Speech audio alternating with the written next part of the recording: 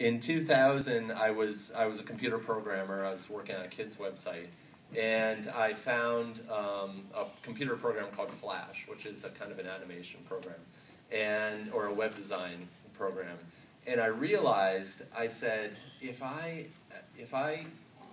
use this tool, and now with the internet, which was kind of a new thing, I can actually get my work right to an audience. And I was like, I don't care how big the audience is, but for the first time ever, there's nobody standing in between me and my potential audience. And so I remember I actually circled the day on my calendar, and it was, it was a big moment for me.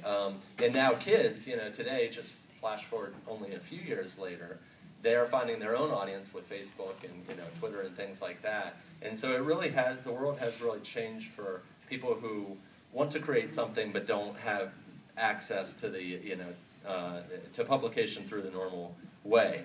But I started to publish my work on a website called FunBrain, and I have to thank you, librarians, for allowing FunBrain into your libraries. But I work for FunBrain. I created most of the games on that site. Anything that moves on that site is something that I did at my job. And what happened was I started to release it day after day, and it was cool. I was working in Plainville. I was working in my basement until about 3 in the morning every night, and then I would publish what I wrote, and I'd instantly get feedback from China, Pakistan, Greece, from people who were waiting to see what I was going to write next. And this did predate. This is when blogging just became popular, so it predated Twitter, where now you have really instant publication. But that was really exciting. And my boss, actually, his name is Jess Brollier, and he wrote to me and he said, don't spend a lot of time answering the emails of these people who are writing to you. You have a job. And I said, don't worry. And so a few minutes later, I got another email from Jess Brollier, and it was written in kind of kids speak, like text message speak with no capitalization or punctuation. And it said, I really like your,